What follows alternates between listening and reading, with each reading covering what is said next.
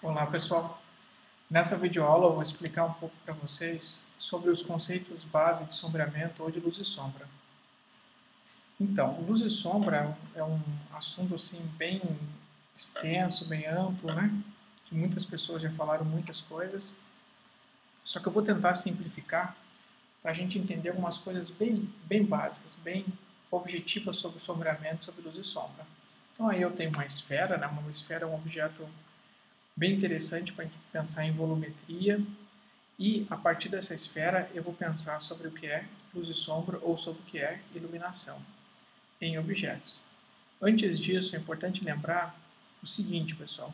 A gente utiliza a luz e sombra no desenho, ou seja, num ambiente bidimensional, pode ser um papel, pode ser uma parede, pode ser alguma coisa assim, para riscar, para desenhar. A gente utiliza essa luz e sombra, essa técnica, para conseguir trazer ou transmitir a tridimensionalidade, ou seja, o volume, fazer com que um desenho bidimensional pareça tridimensional. Então, quando a gente quer dar volume e peso, consequentemente, a um desenho, a gente vai trabalhar com esses elementos da linguagem da luz e sombra. Tá? Então, na linguagem da luz e sombra, a gente tem alguns elementos bem importantes deles. O primeiro, fonte de luz. Todo objeto que está sendo iluminado ou está sendo sombreado no seu desenho precisa ter uma fonte de luz. E isso é estabelecido logicamente. Então você pensa de onde vem a fonte de luz e no lado oposto, onde essa fonte de luz não alcança, no caso aqui nessa região, você vai ter a sombra.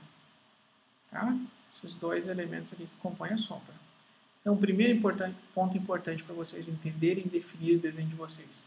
Onde está a fonte de luz? A partir dessa definição, vocês vão conseguir trabalhar melhor com a lógica do sombreamento, né? Outra coisa importante ainda nesse sentido é o volume, né? Como que é o volume do meu objeto? E a partir disso, o que vai acontecer? A gente vai para o segundo elemento, que é a sombra de recorte. A sombra de recorte vai ser o desenho no volume. Então, a sombra no objeto, dentro do objeto, que vai acompanhar o desenho do volume. Então, a gente tem aqui a malha, ou seja, o formato do objeto, mais uma parte sombreada. E o último elemento, que é a sombra projetada.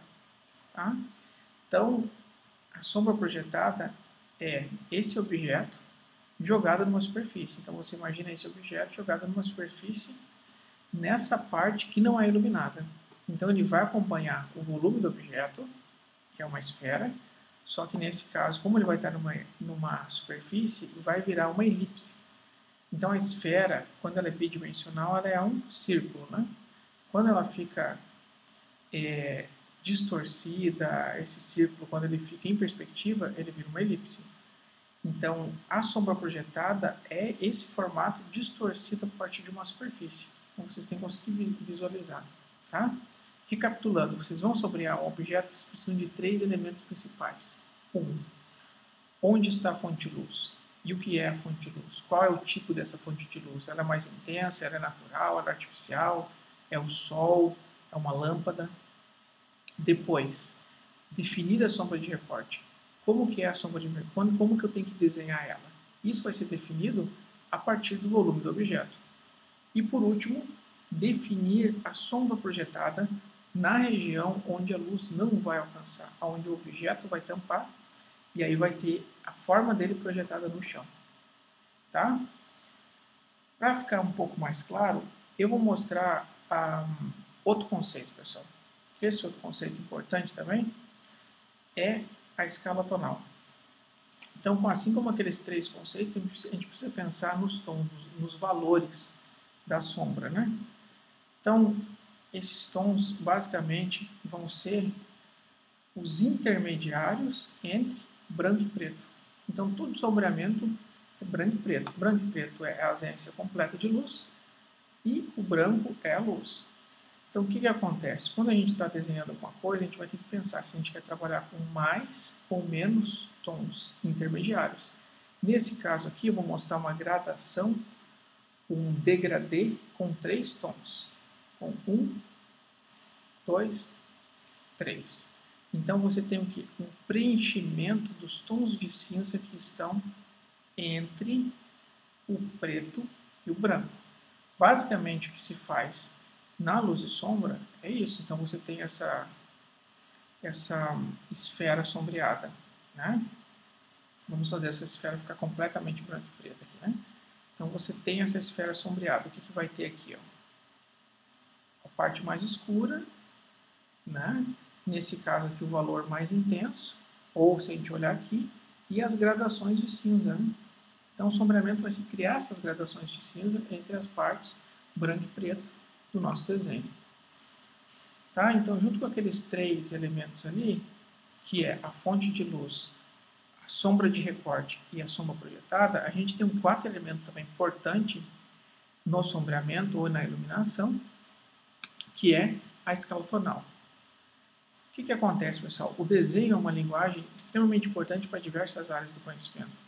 Eu vou trazer aqui 3 exemplos para vocês de 3 áreas diferentes. Um é a área da pintura. Muitas pessoas estão assistindo essa videoaula ou procuram o desenho porque querem aprender a pintar bem. A gente tem uma pintura aqui do pintor norte-americano John Singer Sargent, e nessa pintura você pode ver que existe um domínio da volumetria e da luz e sombra. Tá? Nesse caso não é branco e preto, mas se vocês transformarem essa imagem em branco e preto, qualquer programa de edição de imagem consegue fazer isso, que nem eu vou fazer agora, vocês vão começar a ver os elementos, que eu estava falando antes, os elementos totalmente pretos, né? Então preto, o branco e as gradações de cinza. Tá? O raciocínio é o mesmo quando tem cor. É o que? Você preencher essas gradações. Então o exercício básico para quem quer aprender a pintar, para quem quer aprender a fazer esse tipo de trabalho mais realista, é aprender a ver os tons, os valores. Tá? Os valores mais baixos, que é o preto, e os valores mais altos, que são os mais próximos do branco. Aqui a gente tem um exemplo dos quadrinhos do Moebius, grande cartunista, grande quadrinista francês Moebius.